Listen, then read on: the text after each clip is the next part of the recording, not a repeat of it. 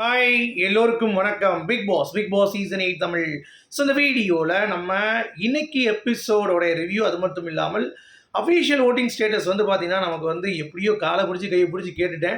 So top 2 position மட்டும்தான் வந்து சொல்லியிருக்காங்க அப்படிங்கிறது தான். ஸோ அது என்ன அப்படிங்கிறத பற்றி நம்ம டிஸ்கஸ் பண்ண போகிறோம். ஸோ வீடியோக்குள்ளே போகிறதுக்கு முன்னாடி நம்ம சேனல் நீங்கள் புதுசாக இருந்தீங்கன்னா கண்டிப்பாக சப்ஸ்கிரைப் பண்ணிக்கோங்க. வீடியோ மறக்காமல் ஒரு லைக் பண்ணிக்கோங்க. இப்போ நம்ம வீடியோக்குள்ளே கண்டிப்பாக போகலாம். ஸோ இன்றைக்கி எபிசோட் வந்து பார்த்தீங்கன்னா ரொம்ப கிறிஸ்பாக சொல்லிடலாம். 5 ஏவி.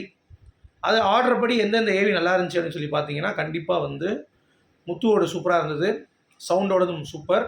அடுத்து வந்து நம்ம பவிக்கு நல்லா இருந்தது, அப்புறம் ரயான், அது கடைசியாக விஷால். இதுதான் வந்து ஆர்டர். ஒவ்வொருத்தவங்களுக்கும் ஒரு ஒரு விஷயம் வந்து சொன்னார் பிக் பாஸ் வந்து. சௌந்தர்யா நல்லா என்டர்டெயின், சூப்பர். பவி முயற்சி, முத்து உழைப்பு, ரயான் தன்னம்பிக்கை, அந்த மாதிரி விஷால் வந்து பார்த்தீங்கன்னா ஃபன் என்டர்டெயின்மெண்ட் அப்படின்ற மாதிரியான சில விஷயங்கள் சொன்னார். அதுக்கடுத்து அவங்களோட ஏவிஸ் வந்து நல்லா லெங்க்தாக எல்லாத்துக்கும் வந்து பாரபட்சம் பார்க்காம இந்த சீசனில் பண்ணியிருக்காங்க அப்படிங்கிறது ஒன்லைனு. சரியா? அடுத்து ராணவன் பவியோடைய ஃபைட்டு, இது வந்து பழசு, பழசு ஆக்சுவலாக. இது வந்து என்னென்னா பவி மேலே தான் எனக்கு கொஞ்சம் டவுட். ஏன்னா ஃப்ரீ ஸ்டார்ஸ்க்கு வரைக்கும் அவங்க வந்து ராணவகிட்ட அதெல்லாம் என்கரேஜ் பண்ணிவிட்டு அவங்க அம்மா வந்து ஏதாவது பண்ணிடுவாங்க திட்டிடுவாங்கன்னு சொல்லிட்டு டக்குன்னு வந்து பார்த்தீங்கன்னா அது கிரேட் மாறின மாதிரி இருந்துச்சு. அதுக்கு முன்னாடியே ராணவ வந்து பயங்கரமாக கலாய்ச்சிருக்கான் பவியை. அப்பயும் பவி வந்து பார்த்தீங்கன்னா அதை வந்து ஜஸ்டிஃபை பண்ணுறதுக்கு நீ எல்லாம் மீறிட்ட, நீ சரியாக நீ வந்து ஒரு ஸ்டெப் வந்து அகேட் பண்ணிட்ட, அப்புறம் எல்லாம் சேர்ந்து நிப்பாட்டுங்கப்பா போதும்பா அப்படின்ற மாதிரி வந்து சொல்லிட்டாங்க. அப்புறம் ஒரு ஷாம்பு ஒரு இது நடந்துச்சு, ஒரு போட்டி. அதில் அர்ணவ் வந்து ஜெயிச்சார். அப்புறம் மிகைப்படுத்தி சொல்லணும் அப்படின்னா ஒன்றுமே இல்லை எபிசோடில், அவ்வளோதான். ஸோ ரொம்ப ஃப்ளாட்டான ஒரு எபிசோடு தான். ஸோ எல்லாருக்கும் ஒரு ஏவி போடப்பட்டது, ஃப்ரெண்ட்ஷிப் ஏவின்னு ஒன்று முன்னாடி, அடுத்து சண்டே ஏவி ஒன்று போட்டாங்க, அவ்வளோதான் அங்கே முடிஞ்சுங்க. அடுத்து இந்த ஃபைட்டு, அப்புறம் இந்த எல்லாத்துக்கும் ஒரு ஏவி, அவ்வளோதான் எபிசோட். சரியா? சரி, இப்போ அஃபீஷியல் ஓட்டிங் லிஸ்ட்டு கண்டிப்பாக வந்து பார்த்திங்கன்னா நம்ம டிஸ்கஸ் பண்ண வேண்டிய ஒரு கட்டாயத்தில் இருக்கும். ஸோ முதல் 2 பொசிஷன் முத்துக்குமரன், 2வது வந்து பார்த்தீங்கன்னா விஜய் விஷால். இதுதான் வந்து ரொம்ப ஆச்சரியமான ஒரு விஷயம். என்னப்பா இது அப்படின்னு சொல்லி பார்த்தீங்கன்னா, இந்த பாட்ஸ் ஓட்டெலாம் இருக்குல்ல, அதெல்லாம் உள்ளே வந்து ஹாட் ஸ்டாரில் கிராக் பண்ண ஆரம்பிச்சிருச்சான். ஸோ அதனால் பாட்ஸ் ஓட்டெலாம் இருக்கக்கூடிய இடத்துல வந்து அதை சர்ஃபேஸ் பண்ணுறேன் அப்படின்னு சொல்லிட்டு அதை ஒரு சில விஷயங்கள் பண்ணிகிட்டு இருக்காங்க போல். அதனால் சௌந்தர்யா ஓட்ஸ் வந்து ரொம்ப டிராஸ்டிக்காக குறைஞ்சிருக்கு அப்படின்னு மாதிரி சொல்கிறாங்க. ஸோ மேபி டைட்டில் ரன்னர் ஆகிறதுக்கு சௌந்தர்யாவுக்கு வாய்ப்புகள் மிக மிக கம்மியாக இருக்கிறது இதன் மூலமாக. ஸோ முத்து வின்னர், விஜய் விஷால் ரன்னர் அப்படின்ற ஒரு ஸ்டேட்டஸில் தான் இப்போ இருக்குது அப்படின்ற மாதிரி சொல்கிறாங்க. ஸோ நாளைக்கு மேபி எப்படி மாறினாலும் மாறலாம். ஆனால் விஜய் விஷாலை நல்லா புஷ் பண்ணுறாங்க விஜய்டி அப்படிங்கிறது உங்களுக்கு ஏவி பார்த்தாலே உங்களுக்கு தெரிஞ்சிருக்கும்.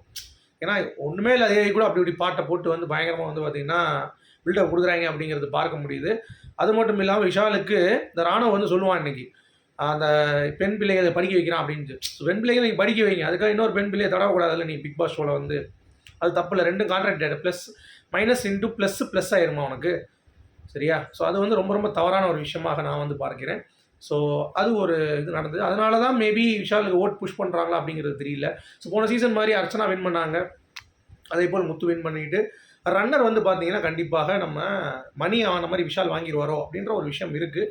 பட் நான் அன்அஃபிஷியல் பார்த்த வரைக்குமே வந்து பார்த்தீங்கன்னா அதில் வந்து பெரிய ஒரு சேஞ்ச் இல்லை. அது வந்து ஃபுல் அண்ட் ஃபுல் சௌந்தர்யாவுக்கு ஃபேவராக தான் வந்து இருக்குது. ஆனால் இதில் எனக்கு நான் கேட்ட வரைக்கும் டாப் 2ல் அவங்க இல்லை அப்படின்ற மாதிரி தான் சொல்கிறாங்க. அதுக்கு மெயின் காரணம் அந்த பாட்ஸ் ஓட்ஸ் தான் அப்படின்ற மாதிரி வந்து சொல்கிறாங்க. அது என்ன ஃபில்ட்ரு என்ன எது அப்படின்னு தெரில. இப்போல்லாம் வந்து எது சொன்னாலும் நம்பி தான் அவன் விஜய் டிவி. நாளைக்கு சவுண்டை வந்து பார்த்தீங்கன்னா இல்லை டாப் 2 தான், இல்லை வந்து வின் பண்ணலாம், இல்லை வந்து பவித்ரா வின் பண்ண வைக்கலாம், அந்த மாதிரி ஏகப்பட்ட விஷயங்கள் அவங்க சொல்லி என்னாலும் பண்ணலாம். சரியா? பட் நான் பேசிக்காக ஒரு அண்டர்ஸ்டாண்டிங்கில் நான் கேட்ட வரைக்கும் இதுக்கு மேலே நான் சொல்ல முடியாது. டாப் 2 பொசிஷன் தான் எனக்கு வந்து இப்போதைக்கு தகவல். அது கூட நான் கேட்டு தான் சொன்னேன். பட் அது கூட நாட் ஷுவர் அப்படின்ற என்னை கூட பிரேக் பண்ணுறதுக்கு அவங்க சொல்லியிருக்கலாம் அப்படின்ற மாதிரி தான் அவர் சொன்னார்.